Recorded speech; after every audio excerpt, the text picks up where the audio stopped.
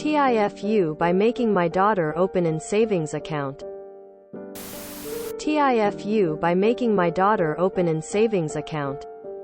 Obligatory. This actually began a year or so ago. I took my daughter to the bank with her accumulated piggybank money to open a savings account. You know, to teach her that it's good to save money, get some interest, then have it available when she wants to buy something bigger than an impulse buy in the grocery. Checkout lane. Now, a year plus later, after getting 0.01% interest and being charged a $7 per quarter service fee for a dormant account, we didn't keep putting in more money in every couple of months.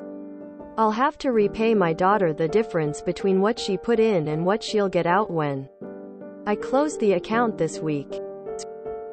Yes, it was all according to the bank's terms, but damn, what BS. The savings lesson I tried to pass down from my father is a little outdated. TLDR. I wasted some of my daughter's piggybank money to service fees by forcing her to open a savings account.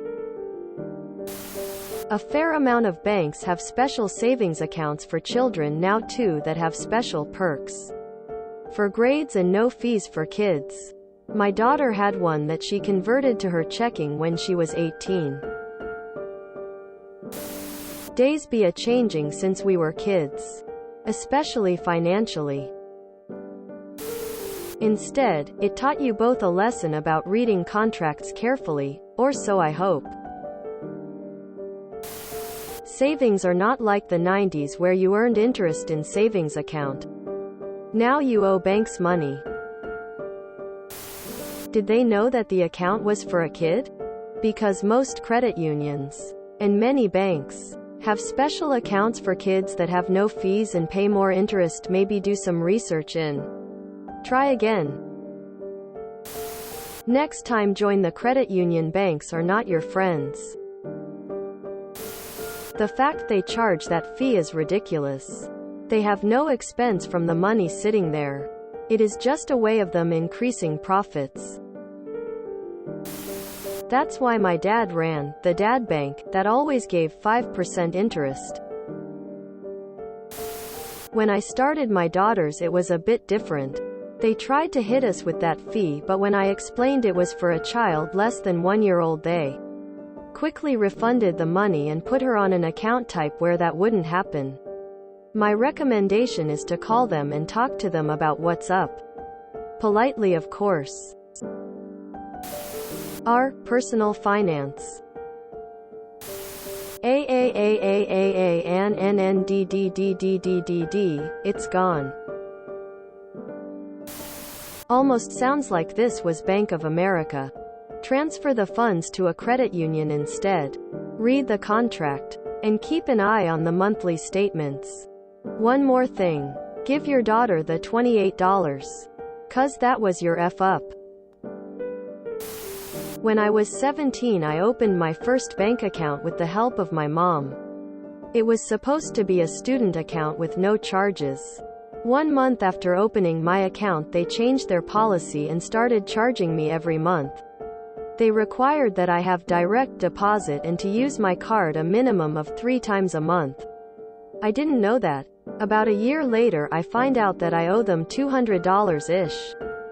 They took all of my baby money and then charged me for taking my money. My mom went in there and ripped them a new asshole. They didn't give my money back, but they dropped the charges that I owed them. Closed the account and went to a credit union when I got my first job. Credit union has worked out amazingly well. They helped me buy my first car with a loan and only 3% APR when I had no credit at all. Go for a credit union. My toddler has a bank account that's designated as a sub-kids account from my main account. As a result, these sort of fees don't get charged. Can your bank or credit union do something similar? The lesson about corporate greed is an important one too. I had to search for a bank that would do a child savings account with 0 fees and no required minimum balance or monthly deposit.